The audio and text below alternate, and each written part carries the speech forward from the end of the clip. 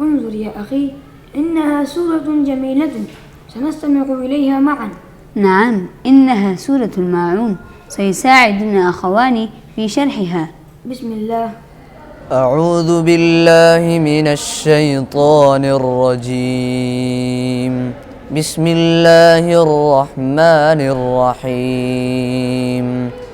أرأيت الذي يكذب بالدين فذلك الذي يدع اليتيم ولا يحض على طعام المسكين فويل للمصلين الذين هم عن صلاتهم ساهون الذين هم يراءون ويمنعون الماعون.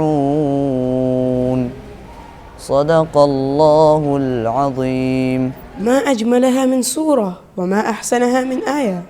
هل تشرح لنا يا أخي؟ بكل سرور يا إخوتي، وسيشاركنا أخوكم بذلك. كنت أستمع معكم وأنا في الداخل. هذه سورة الماعون من السور القصار والجميلة، وهذه السورة تتكون من 7 آيات. والماعون هو أي غرض منزلي يحتاجه الجار أو قد نحتاجه من الجار. ما هي هذه الأغراض؟ مثل القدر والصحون، حتى من الممكن أن نحتاج المقص والإبرة.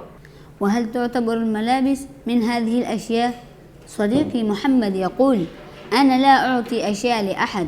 إن كل شيء يساعد الآخرين ويسد حاجتهم ومتوفر لدينا، يجب أن لا نبخل به على محتاجين. نعم، خاصة وأن الله أمرنا بذلك. أنا أساعد أصدقائي دائما. وأنا كذلك. أحسنتم يا إخوتي. الآن لنرى من بداية الآية: أرأيت الذي يكذب بالدين. في هذه الآية يقول الله سبحانه وتعالى: هل عرفتم الذي يكذب بالثواب الله تعالى وعقابه يوم القيامة؟ ومن هؤلاء؟ هنا يخبر الله سبحانه وتعالى عن صفات المكذب بالدين، فيقول: فذلك الذي يدع اليتيم، يعني يدفع اليتيم عن حقه بعنف، ويدع يعني يعنف، يدفع بقوة. وأيضا من صفات المكذب الأخرى أنه لا يحض نفسه أو غيره على إطعام المسكين. يقول الله تعالى: ولا يحض على طعام المسكين. أخي، وما معنى يحض؟ يحض معناها يوصي. وعندما أقول لك يا أحمد افعل كذا أو افعل كذا يا حامد، هذا يعني أنني أحضكم على القيام بالفعل. ونحن دائما نحثكم على فعل الخير. ألم أطلب منكم يا إخوة أن تصلوا الصلاة في وقتها؟ وهذا حدنا على فعل الخير. بالفعل يا أخي. إذن يا إخوتي، من صفات المكذب بالدين أنه لا يحض على إطعام المسكين، وإذا رأى أحدا يطعم مسكينا يقول له: لا تطعمه ولا تعطه، والعياذ بالله. اللهم لا تجعلنا من هؤلاء.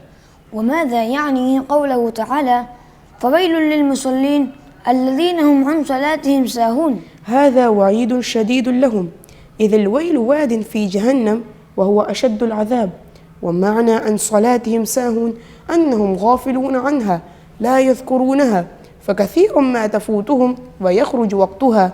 وأغلب حالهم أنهم لا يصلونها إلا عند قرب خروج وقتها. حفظنا الله وإياكم وجعلنا من الذين يصلون الصلاة في وقتها.